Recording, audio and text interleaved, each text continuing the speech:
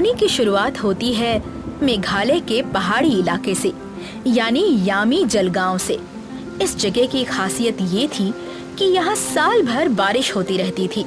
यहाँ के लोग बड़े ही प्रेम से खेती करते और अपने बच्चों के साथ सुखी जीवन व्यतीत करते। भाई वाह, इस साल भी अपने काम के अच्छे दाम मिले हैं। देखना कमला, इस साल जब बिट्टू शहर से घर लौटेगा तब मैं उसे नई बाइक खरीद कर दूंगा। जरूर देखना, मेरा लल्ला तो बहुत ही खुश होगा। ना जाने उसे कब से बाइक चाहिए थी। सही कहा तुमने, हमारा बेटा बिट्टू बड़ा ही समझदार है कमला। उसने आज तक हमसे किसी भी चीज की जिद नहीं की। दिन रात पढ़ाई करके उसने अपने बलबूते पर स्कॉलरशिप हासिल की और शहर पढ़ने गया। आज देखो, मैं अपने कर्ज की आखिरी किश्त चुकाकर जो थोड़े बहुत पैसे बचेंगे उससे पहले बिट्टू के लिए बाइक खरीदूंगा। जी, ये तो बहुत अच्छी बात है। आप जल्दी से जल्दी कर्ज का सारा व्यवहार पूरा कर दीजिए, फिर सब ठीक हो जाएगा। लेकिन जिस आत्मविश्वास से रमाकांत कर्जदार के पास गए थे, उस आत्मविश्वास के बिल्कुल विपरीत एक घटना घटी। क्या? मेरे अभी और 7 हफ्ते बाकी हैं? जी रमाकांत जी, आपके अभी भी 7 हफ्ते बाकी हैं। लेकिन ऐसा कैसे हो सकता है? मैंने तो सारे हफ्ते चुका दिए थे। ये देखिए, मैंने आंकड़े लिख कर रखे हैं। अच्छा, दिखाइए। अरे ये क्या? इसमें तो सिर्फ गिनती है, 1 2 3। लेकिन ये किसके बारे में है? ये किसी को कैसे समझ में आएगा? इसमें ना कोई तारीख लिखी है और ना ही मेरी स्वाक्षरी। मैं कैसे मान लूं कि ये सच है? लेकिन पिछली बार तो आपने ही कहा था कि अगला हफ्ता आखिरी होगा। क्या मैंने कहा था? कब? कर्जदार की बात सुनकर रमाकांत सन्न रह जाते हैं। उन्हें समझ आ चुका था कि उनके साथ धोखा हो रहा है। क्या? मुझे शक की नजर से क्यों देख रहे हो भाई? मैंने कोई गड़बड़ नहीं की है, बल्कि मेरे पास तो तुम्हारी स्वाक्षरी वाला कागज है जिस पर लिखा है कि मैंने 2 हफ्ते भर दिए हैं और अभी 7 हफ्ते बाकी हैं, जिन्हें मैं समय समय पर चुकाता रहूंगा। लेकिन आपने तो कहा था कि वो कर्ज मुक्ति का कागज है। कर्ज मुक्ति? अरे रमाकांत, पागल हो गए हो क्या? कैसी कर्ज मुक्ति? देखो, मुझे लगता है कि तुम पागल हो चुके हो। और रही बात इस कागज की, तो मैंने तुमसे कहा था कि एक बार इसे पढ़ लेना, लेकिन तुम ठहरे अनपढ़ गंवार। तुमने मुझ पर भरोसा करके उस पर स्वाक्षरी कर दी और अब तुम मुझे झूठा साबित करने की कोशिश कर रहे हो। ये सही नहीं है रमाकांत। चलो अब जाओ और अगला हफ्ता चुकाने के वक्त आ जाना, समझ गए? जाओ। कर्जदार की बात सुनकर रमाकांत हड़बड़ा जाते हैं। उन्हें समझ आ गया था कि उनके अनपढ़ होने का कर्जदार ने पूरा फायदा उठाया है, लेकिन अब वो कुछ नहीं कर सकते थे। अरे रे, ये आप क्या बोल रहे हो जी? कर्जदार ने कहा कि अभी और 7 हफ्ते बाकी हैं, लेकिन ये कैसे हो सकता है? हमने तो सारे हफ्ते सही समय पर चुका दिए थे, फिर ये सब? हमारे साथ धोखा हुआ है कमला। कर्जदार ने हमें फंसाया है, हमारे भोलेपन का फायदा उठाया है। सब खत्म हो गया है। अब मैं बिट्टू के लिए कुछ नहीं कर सकता, कुछ भी नहीं। बेचारा रमाकांत कर्जदार के झूठे बर्ताव से पूरी तरह टूट चुका था। वो अपने बेटे के लिए कुछ करना चाहता था, लेकिन उसका सपना चूर चूर हो चुका था। अब वो दिन रात इसी कर्ज के चक्कर में परेशान रहता। इसी चिंता में एक दिन देर रात तेज बारिश में रमाकांत नशे की हालत में नदी किनारे जा पहुंचा। सब गलत है, सब धोखेबाज हैं, मेरा फायदा उठाते हैं। मैं मेरे बेटे के लिए नई बाइक खरीदने वाला था, लेकिन कर्जदार ने मेरा सब कुछ छीन लिया, सब कुछ। अचानक नदी में तेज बारिश के साथ एक जल चक्र निर्मित होता है, जो गोल गोल घूमने लगता है। अरे ये क्या? ये नदी का पानी नागिन की तरह नाच क्यों रहा है? कहीं मैं कोई सपना तो नहीं देख रहा? नहीं, तुम कोई सपना नहीं देख रहे हो। अरे ये क्या? ये आवाज कहाँ से आई? क्या अब मेरे कान भी बजने लगे हैं? नहीं, कान तो नहीं बज रहे। तो फिर कौन है? जो भी हो, मेरे सामने आ जाओ, आओ। तभी पानी का जल चक्र एक गुब्बारे की तरह फूट गया और रमाकांत को होश आ गया। उसने देखा कि उसके सामने एक विशाल नाव खड़ी थी। अरे ये क्या, तुम कौन हो? मैं एक साक्षर परी हूँ जो अपनी जादुई नाव के स्कूल में लोगों को पढ़ाती है ताकि उनका भला हो सके। क्या, नाव स्कूल? हाँ तो जाओ, जाकर बच्चों को पढ़ाओ ना, मुझे क्यों परेशान कर रही हो? ताकि तुम भी मेरी इस जादुई तैरती नाव के स्कूल में झटपट पढ़ सको और उस कर्जदार को अच्छा सबक सिखा सको। तुम्हें कैसे पता कर्जदार के बारे में? मुझे सब पता है रमाकांत, कैसे तुम्हारे भोलेपन का फायदा उस कठोर कर्जदार ने उठाया। ये सही नहीं है, तुम्हें उसे सबक सिखाना ही होगा। वो तो मैं जरूर करूंगा। लेकिन कैसे रमाकांत? झगड़ा करके, मारपीट करके? इससे क्या होगा? कुछ नहीं, वो कर्जदार तुम्हें फंसा ही लेगा क्योंकि तुम्हें लिखना पढ़ना नहीं आता। आज तुम मारपीट से उस कर्जदार से छुटकारा भी पालोगे तो कल और कई लोग तुम्हारा फायदा उठा सकते हैं। अगर तुम सच में खुद को बचाना चाहते हो तो तुम्हें पढ़ाई करनी होगी। परी की बात सुनकर रमाकांत को पढ़ाई का महत्व समझ आ जाता है और वो हामी भरता है। ठीक है, मैं तुम्हारे इस तैरते स्कूल में पढ़ने के लिए तैयार हूँ। ये हुई ना बात। अब देखना आने वाले 15 दिनों में तुम कैसे बदल जाते हो। चलो आओ, अंदर आओ। रमाकांत नाव में बने स्कूल के अंदर चला गया। उसने देखा कि स्कूल की दीवारें अक्षरों और कहानियों से भरी थीं। किताबें हवा में तैर रही थीं। पेंसिल और पेन इंसानों की तरह बातें कर रहे थे। हमारे इस जादुई तैरते स्कूल में आपका स्वागत है रमाकांत। अरे वाह, ये तो गजब का स्कूल है। यहाँ तो पढ़ाई में मजा आएगा। आखिरकार रमाकांत ने परी पर विश्वास करके अपनी पढ़ाई शुरू की और गजब हो गया। रमाकांत को पढ़ाई पसंद आने लगी। वो रोज नदी के किनारे जाता, स्कूल में पढ़ता और उसे पढ़ाई से इतना लगाव हो गया कि वो नींद में भी पढ़ाई करने लगा। आसमान का समानार्थी शब्द है आकाश, जल का समानार्थी शब्द है पानी। अरे ये क्या बोल रहे हैं? नींद में पानी, जल, आकाश, इनकी तबीयत तो ठीक है ना? रमाकांत के सिर चढ़ा पढ़ाई का भूत सबको चकित कर रहा था। आखिरकार 15 दिन बीत गए और जादुई तैरते स्कूल की परीक्षा में रमाकांत अच्छे अंकों से सफल हुआ। रमाकांत, तुमने कर दिखाया। तुमने सब कुछ सीख लिया। अब देखना तुम्हें भविष्य में इस ज्ञान का कैसा लाभ होता है। ये सब तुम्हारी वजह से हुआ। चलो अब हमारा सफर यहीं समाप्त होता है। तुम्हें पता है ना कल तुम्हें क्या करना है? हाँ। रमाकांत ने परीक्षा तो पास कर ली थी और अब उसे हर चीज का पूरा ज्ञान था। अगले दिन उसने उपभोक्ता फोरम में अपने साथ हुए धोखे की शिकायत की। जांच के बाद कर्जदार को पुलिस ने पकड़ लिया और रमाकांत को कर्ज से मुक्ति मिली। इतना ही नहीं, कर्जदार को दंड के तौर पर रमाकांत को 50% राशि लौटानी पड़ी, जिससे रमाकांत को बिट्टू के लिए एक बाइक खरीदने में मदद मिली। वाह जी वाह, ये तो कमाल हो गया। ये कमाल मेरा नहीं, हमारे गांव की बारिश में तैरते स्कूल का है। क्या?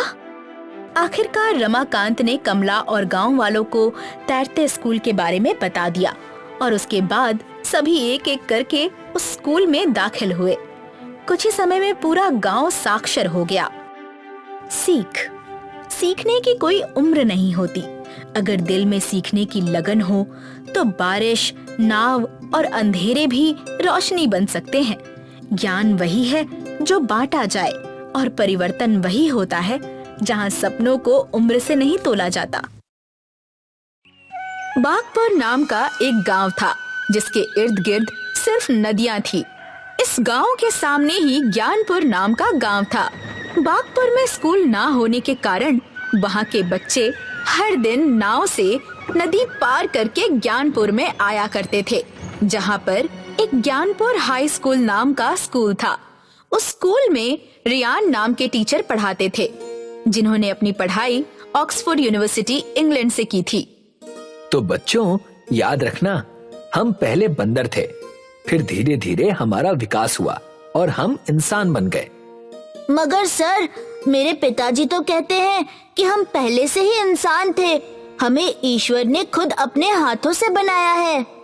तुम्हारे पिताजी ये इसलिए कहते हैं बेटा क्योंकि उन्हें ये बात पता ही नहीं है। इस दुनिया में कोई ईश्वर है ही नहीं। ये दुनिया हजारों सालों से बनती आ रही है अपने विज्ञान के हिसाब से। और कोई सवाल बेटा? नहीं सर। रियान हर दिन देखता था कि बच्चे दिन ब दिन स्कूल कम आ रहे हैं, खासकर पास के गांव बागपुर से। रियान नाव में बैठकर बागपुर आ जाता है ताकि वो जान सके कि ऐसा क्या है जिस वजह से बागपुर के बच्चे स्कूल नहीं आ रहे हैं। रियान को एक बच्चा दिखाई देता है जो कई दिनों से स्कूल नहीं आ रहा था। वो बच्चा अपने पिता के साथ ईंटों और रेत में काम कर रहा था। बेटा, तुम कई दिनों से स्कूल नहीं आए हो। नहीं आएगा मेरा बेटा। यहाँ खाने के लिए खाना नहीं है और नाव से स्कूल भेजने के लिए पूरे दिन की कमाई हम कैसे दे दें? मगर बच्चों की पढ़ाई भी तो जरूरी है ना। नहीं हो पाएगी सर जी, हमें माफ कर दीजिए। मेरा बच्चा मेरी ही तरह अब मजदूर बनेगा इसी गांव में। जब रियान ये सब देखता है उसका दिल टूट जाता है और इस बात को लेकर वो बागपुर के प्रधान के पास पहुंचता है और उनसे कहता है, इस गांव में अब तक स्कूल क्यों नहीं बना है? बच्चों को एक गांव से दूसरे गांव इस बहती नदी को पार करके आना पड़ता है। नहीं बनेगा सर जी, सरकार पैसा ही नहीं भेजती है तो स्कूल कैसे बनाए? अपनी जेब से पैसे डालकर तो नहीं बना सकता हूं ना। और रही बात नाव के किराए की, वो तो सब मेरे ही हैं। तो एक व्यापारी होने के नाते मैं अपना मुनाफा तो देखूंगा ही ना। सरकार पैसे भेजती है, भले ही मैं दूसरे गांव से इस गांव में आया हूं, मगर आपके बारे में भी मैंने लोगों की बातें सुनी है। जो सरकार पैसे भेजती है उन्हें आप अपनी जेब में डालते हैं और उन्हीं से आपने नाव के व्यापार में एकाधिकार कर लिया है। देखिए सर जी, आप आए हैं दूसरे गांव से ना, ऊपर से शिक्षक हैं, इसलिए थोड़ी इज्जत दे रहा हूं। और अब इज्जत से कह रहा हूं कि आप चुपचाप अपने गांव चले जाइए। यहाँ कुछ नहीं बनने वाला, स्कूल तो भूल ही जाइए। रियान निराश हो जाता है और अपने घर रात के समय सोचता है कि कैसे इन बच्चों की मदद करूं। वो अपना फोन उठाता है और अपनी दोस्त हीर को कॉल लगाता है। हीर इंग्लैंड से फोन उठाती है। हाँ रियान, बोलो ना। रियान अपनी सारी समस्या अपनी दोस्त हीर से बताता है, जिसे सुनकर हीर उससे कहती है, मुझे रियान एक बात नहीं समझ आती। तुमने ऑक्सफोर्ड यूनिवर्सिटी से पढ़ाई की है, फिर भी तुम एक छोटे गांव में टीचर की नौकरी कर रहे हो। तुम्हें तो यहाँ कोई भी नौकरी दे देता, उसमें भी तुम अब दूसरे गांव की समस्या लेकर बैठे हो। मेरे पिताजी ने कहा था कि एक इंसान को प्रगति करने के लिए, एक इंसान के विकास के लिए शिक्षा बहुत जरूरी है। इसीलिए तो उन्होंने अपने सारे जमा किए हुए पैसों को मेरी शिक्षा में लगा दिया। शिक्षा छोटे गांव में बहुत महंगी है और ये बात मैं बहुत अच्छे से जानता हूं, मगर बागपुर में तो कोई स्कूल ही नहीं है। क्या चाहते हो रियान? कहो, मैं किस तरह से तुम्हारी मदद करूं? मैं चाहता हूं कि तुम थोड़े पैसों की मेरी मदद कर दो, जिससे मैं बागपुर में स्कूल खड़ा कर सकूं। रियान, जब तुमने बात की ना, तभी मुझे याद आया कि इंडिया में ही मेरे पिता की कंपनी पानी में तैरने वाली इमारतें बना रही है। मैंने सुना है उन्होंने एक स्कूल भी बनाया है, मगर वो शहर में किसी काम का नहीं है। शायद वो तुम्हारे काम आ जाए। बिल्कुल, ये तो मेरी पूरी समस्या का समाधान है हीर, मगर मेरे पास इतने पैसे नहीं हैं। बिल्कुल चिंता मत करो, 3 दिन में वो तैरता हुआ स्कूल तुम्हारे गांव में पहुंच जाएगा, वो भी तैरते हुए। शुक्रिया हीर, बहुत बहुत शुक्रिया। रियान 3 दिन तक इंतजार करता है। हर दिन स्कूल में पढ़ाने के बाद वो नदी किनारे जाकर खड़ा हो रहा था। जैसे ही तीसरा दिन आता है, रियान एक बड़े से इमारत को एक बड़े से पत्थर के ऊपर आते देखता है। थोड़ी देर में वो तैरता स्कूल नदी किनारे आकर रुक जाता है। रियान देखता है कि स्कूल की छतों पर सोलर पैनल लगे हुए हैं, जिससे ये स्कूल बिना तेल के ही अपने आप एक किनारे से दूसरे किनारे तक जा सकता है। अब रियान अपना खुद का स्कूल खोल चुका था, जो बागपुर से लेकर ज्ञानपुर दोनों जगह के बच्चों को पढ़ा रहा था। बागपुर में वही आदमी जो अपने बच्चे को पढ़ा नहीं पा रहा था, अपने बच्चे को तैरते स्कूल में छोड़ने आया था। तुम्हारा बहुत बहुत शुक्रिया। तुम्हारी वजह से अब मेरा बेटा आगे की शिक्षा ले पाएगा। ईश्वर तुम्हारा भला करे। ईश्वर का तो नहीं पता, मगर आप मुझे शुक्रिया मत कहिए। बस अब आगे से अपने बच्चे को समय पर इस तैरते स्कूल में भेज दिया कीजिएगा। रियान तैरते स्कूल में बच्चों को पढ़ाने लगता है और दूसरी ओर प्रधान का कामगार अम्बी नाव के व्यापार की खबर लेकर प्रधान के पास पहुंचता है। आओ आओ अम्बी, आज तो अच्छी खबर लेकर आए हो ना। प्रधान जी, जब से आपने नाव से जाने आने की कीमत बढ़ाई है, तब से ही व्यापार खराब चल रहा है। गांव वालों ने अपने बच्चों को स्कूल भेजना भी बंद कर दिया है। तो उससे मेरा क्या लेना देना। ना भेजें अपने बच्चों को स्कूल में। अनपढ़ रहेंगे तो अपने माँ बाप की तरह ही मेरी गुलामी तो करेंगे। नहीं करेंगे प्रधान जी। रियान कोई तैरते हुए स्कूल को बागपुर में लेकर आया है। करीब 2 हफ्ते हो चुके हैं और जब से वो तैरता स्कूल आया है तब से धंधा मंदा हो गया है और धंधा भी ज्यादा दिन टिक नहीं पाएगा अगर ऐसा ही चलता रहा तो। इसीलिए मुझे पढ़े लिखे लोग पसंद नहीं। हमेशा मेरे रास्ते का रोड़ा बन जाते हैं। क्या तैरता स्कूल सच में तैरता है? हाँ, सच में पानी में तैरता है। यह स्कूल रखता कहाँ पर है? नदी के किनारे यहीं बागपुर में। सुबह उठते ही वो फिर से उसे लेकर आता है ताकि कोई उस स्कूल को नुकसान न पहुंचा सके। इसीलिए वो तैरते स्कूल को थोड़े पानी में रखता है। मानना पड़ेगा, रियान के पास बुद्धि तो है। अब मैं तुझे दिखाता हूँ कि मेरी ये दाढ़ी मूछे ऐसे ही सफेद नहीं हुई। अम्बी, तेल के गैलन का इंतजाम करो। क्यों प्रधान जी? बताता हूँ, सब बताता हूँ। रियान तैरता हुआ स्कूल बागपुर की नदी में रखता है और स्कूल किनारे से थोड़ी दूर पर होता था। रात को अम्बी और प्रधान बहुत सारे तेल से भरे गैलनों के साथ नदी किनारे आते हैं। अब देखता हूँ ये रियान स्कूल को कैसे बचाता है। आप क्या करने की सोच रहे हैं? इस तेल के गैलन को पानी में उड़ेलना शुरू कर दो। हम पानी में ही आग लगा देंगे, जिससे धीरे धीरे आग स्कूल तक पहुंच जाएगी। ये गलत है प्रधान जी। तुझे अपने बारे में नहीं सोचना क्या? तो खुद सोच, अगर ये सारे गरीब बच्चे पढ़ने लग जाएंगे तो ये सब तेरे बच्चे से ज्यादा पढ़े लिखे हो जाएंगे और आगे चलकर तेरे लिए और तेरे बच्चों के लिए काम करने से मना कर देंगे। बात तो आप सही कह रहे हैं प्रधान जी।